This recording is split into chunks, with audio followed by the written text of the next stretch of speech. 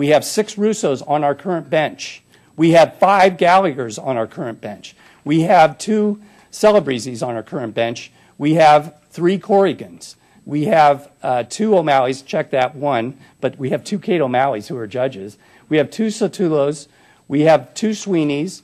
And in addition, you know, is it Calabrese or Celebreze? We have one of those. Is it Rocco or Russo? We have one of those. Is it Friedland or Friedman? Yeah. And then we've got these stupid McMonagles. There are 3 of them, including this guy. So I think we're right at the stopping point right now. Is that George Clooney?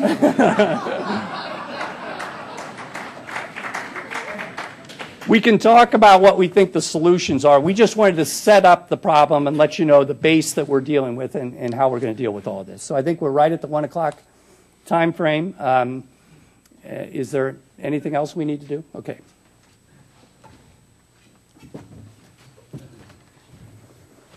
Thank you, Jim. Today at the City Club of Cleveland, we are listening to a Friday Forum panel discussion on judicial excellence featuring Judge Timothy McMonagle, Jim Robinault, and Mike Unger. We will return to our speakers momentarily for the traditional City Club questions. We encourage you to go ahead and formulate your questions for speakers now and remind you that your questions should be brief and to the point. We remind you also that members and guests are welcome to attend City Club forums, and we hope that everyone here not a member, as Gary said, will consider joining the City Club. We could use you. Please visit our website to see a full schedule of our upcoming programs. We welcome all of you here and those listening to WCPN 90.3, WCLV, WTAM, or one of the many radio stations around the country who broadcast our programs. Our television broadcast partner is WVIZ PBS IdeaStream. Television broadcasts of the City Club are made possible by Cleveland State University and PNC. Our live webcast is supported by the University of Akron. Now, today is the annual Aaron H. and Ruth S. Zaitchik Memorial Forum, established with a generous gift from the estate of Aaron and Ruth Zaitchik. Joining us at the head table today, representing the family, is Robert Lustig. Bob, will you please stand and be recognized for your support?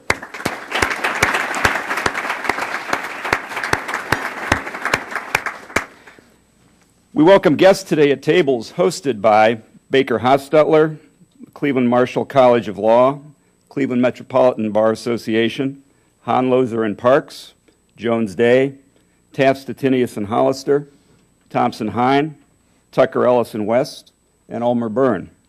Thank you for your support. We are pleased to host students at our forum today who are here as part of our City Club student program. Participation of these students is made possible by a generous contribution from Morton G. and Natalie Epstein. With us today are students from Ginn Academy and Success Tech Academy. Will you students please stand and be recognized?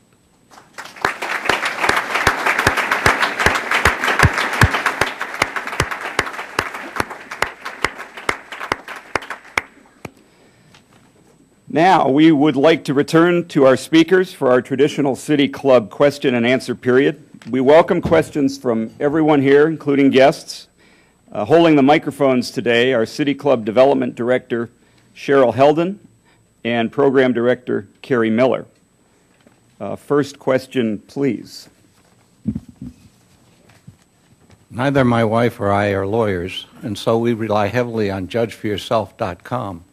I have 2 comments. As the head of the Republican Party and Democratic Party are here, I hope that they could come up with some kind of a web that everybody in Cuyahoga County could see about the new county executive's background, which almost ought to be non-partial.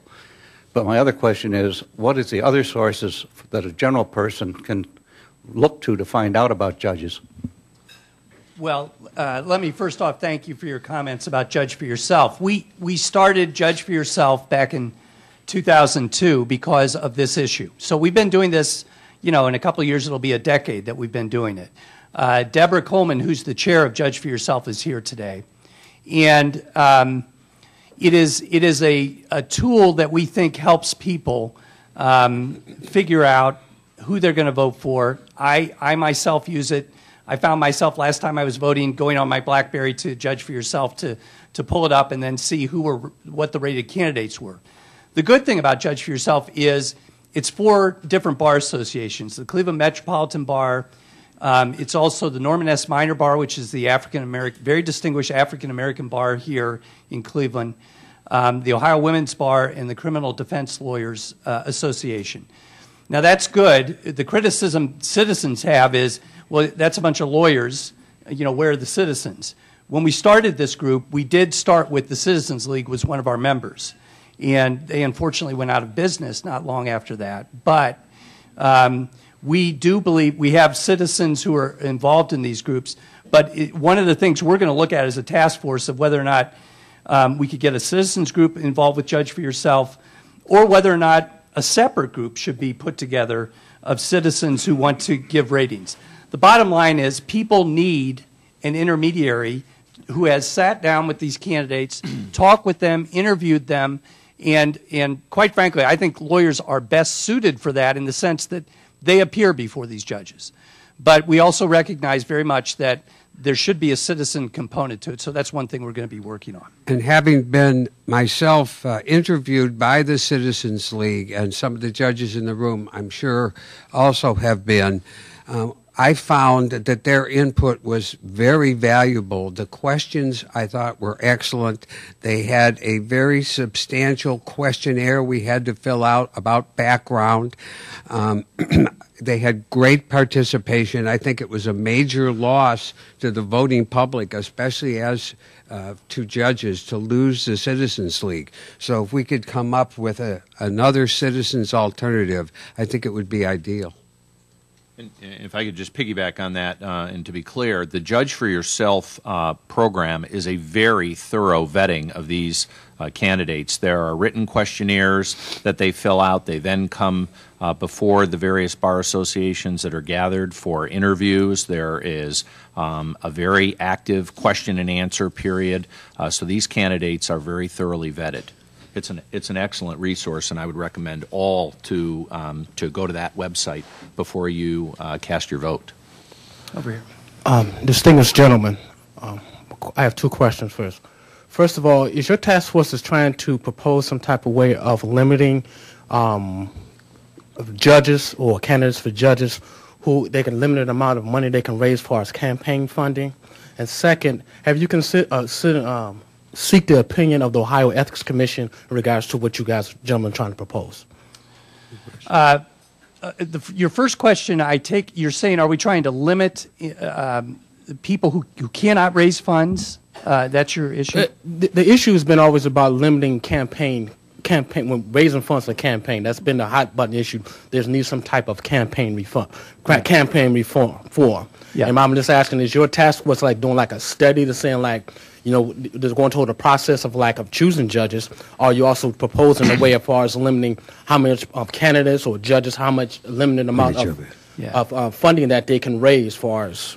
Let me give you a quick answer on that, and then I'll have Tim add to this. But I recommend to you the recent Sixth Circuit opinion on Kentucky's laws about fundraising and judicial fundraising.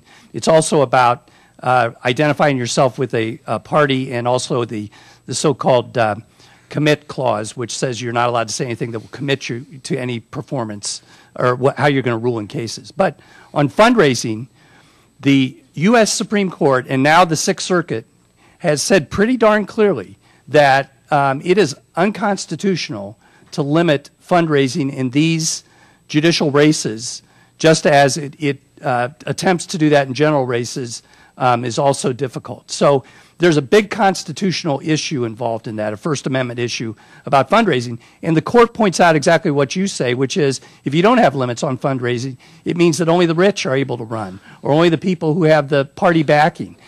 So it's an issue. And it's one of the things we're going to look at, we're going to consider, but there is law that's going to intervene here in terms of how much we can suggest or recommend along those lines. But Tim?